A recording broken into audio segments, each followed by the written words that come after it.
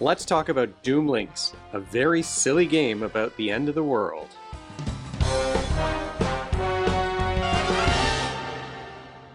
Welcome to Brains on Games. I'm Dr. Brian McDonald. In this episode, we're going to talk about a card game about the end of the world, which would seem like a serious topic, but this game does not take it very seriously. It is a game that was sent to me recently called Doomlings. This is a card game for 2 to 6 players. Kids age 8 and up can figure this one out, and games take only about 20 to 45 minutes to play. Let's take a deeper look at Doomlings. As soon as I received this package, I was impressed by the box that has kind of a shiny finish on it with these little round ball-like creatures. Those are the Doomlings that we're talking about here. And this is a card game, like I said, that's super light. Kids age 8 and up can figure it out. This is a very light game. And what you're trying to do in this game is earn points by helping your Doomlings to develop traits that are going to allow them to survive until the end of the world. So Doomlings is a card game that's all about surviving until the end of the world and trying to be the player who has the most points at that point. You've got this big deck of ages cards. Now, there are going to be a dozen of these in play. There's a huge deck here, so there's lots of variability in terms of the cards that you're going to be using in a game. You're going to be playing with a certain number of positive ones, but there are going to be 3 disasters in there, 3 catastrophes. Once the third catastrophe is drawn, that's the end of the game. That's when you're going to, well, you'll deal with that catastrophe, and then you'll deal with whatever the end of the world event is, and then you're going to be counting up points at the end of the game. So the positive cards are things that might allow you to draw an extra card or something like that, but the negative ones typically are going to decrease your maximum hand size that you're going to be allowed to carry through the end of your turn. They might cause you to discard some cards as well. And then there's the additional effect, discard 1 green trait from your trait pile. So when the third card is drawn from that stack, that's when you're going to reach the end game stage. So the first player is going to begin by, once the deck is whittled down to those 12 cards, is going to begin by drawing one of these ages cards. That's going to be the rule for that round. And then you just play a card. Deal with whatever the effect of that card is, and then you stabilize, meaning that you draw up to your maximum hand size or you discard down to your maximum hand size. So that's it. That's how you play the game. First player plays the age. Everybody plays cards. When you get back to the first player, it's a new age. You keep going until the third disaster. The points that you're earning by playing those cards in front of you are down here on the bottom. Well, it's bottom right for me as I'm holding it, but it's the bottom left of the card. These are the abilities. So for example, this pack behavior card is going to give you +1 for every color pair in your trait pile. And the trait pile is where you're typically playing those cards. Sometimes you can play a card in front of another player. There are a number of take that cards in the game. Some of the cards, even if you play them into your own trait pile, are going to have an impact on the other players. All players discard cards of a particular color from their hand. There are a number of cards that are going to affect the other players. There are some cards that have end game victory point effects. Others will, for example, like this one, allow you to draw some extra cards. And then, of course, as I said, at the end of your turn, you're still going to have to discard down to your maximum hand size. What skills, though, are you practicing when you play a game like Doomlings? I mean, it is a simple strategy game. So what skills does a game like this practice? You do have to plan ahead and budget your cards because the hand size does decrease. By the time you're coming closer to that third catastrophe that's going to end the game, you might have a hand size of only 2 cards. So you have to be really careful which ones you hang on to and which ones you discard in order to maximize your points at the end of the game. You might also be making plans based on getting a card that gives you some bonus early on. So you might want to play a lot of these blue cards, for example.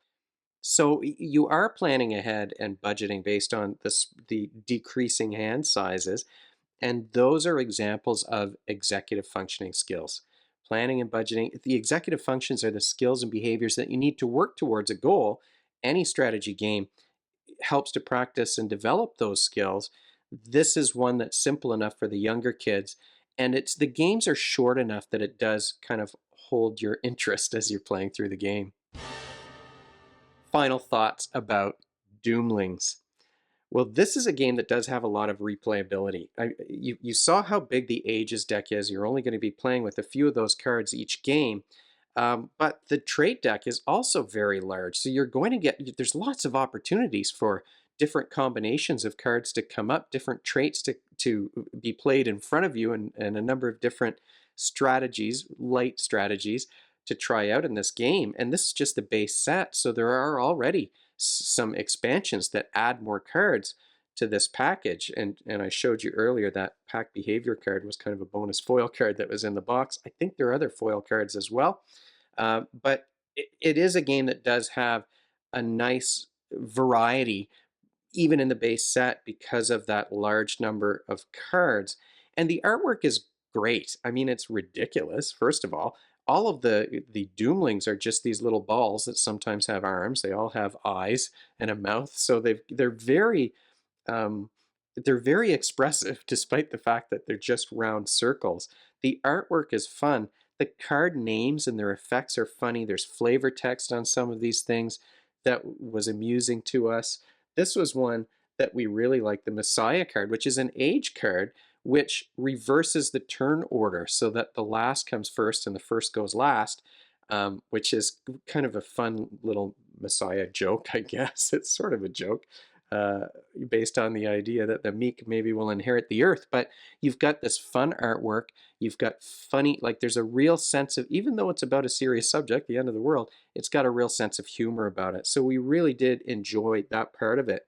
The gameplay is very simple, but everyone around the table had a good time with this one. In fact, a couple of the guys were talking about it, even long after we had our night where we were learning how to play Doomlings. So it was a good time when we played it. It was kind of the hit of the night, even though it's sort of a light filler game.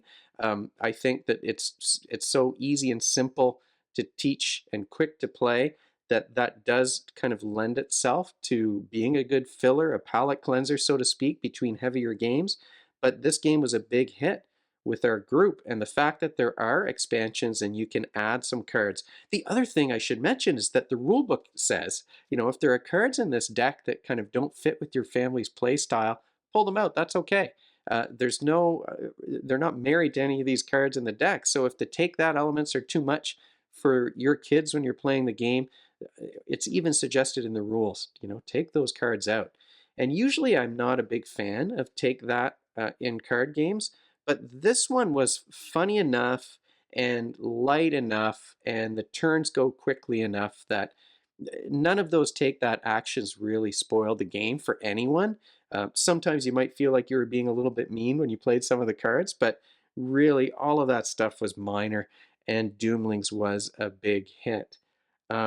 If there are downsides to Doomlings, it is the fact that it is so light. I mean, it's pretty randomized in terms of the cards you're going to get. The strategic choices are a little limited because the hand size keeps getting smaller and smaller. You only have so many options on your turn. But despite all of that, we had a good time playing Doomlings. It was a big hit. I wouldn't say that this is just a game for kids, even though the artwork is kind of fun and silly. It's not just a game for kids. Whole families can get behind this one. And I was playing just with adults and one teenager, and everybody really enjoyed the game. So not super complicated. It's not a brain burner for sure. We had a great time. So thanks so much to the folks at Doomlings for sending this game my way. If you have any questions or comments, you can, of course, leave them in the comment section below the video, or you can email me at brian@brainsongames.ca. Brainsongames.ca is the website. That's where future episodes will go. Previous ones are already up there.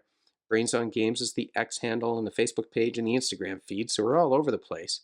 And if you enjoyed this video, you want to be notified of future ones, you can head on over to YouTube and click that subscribe button. Thanks for joining me, and hopefully I'll see you next time.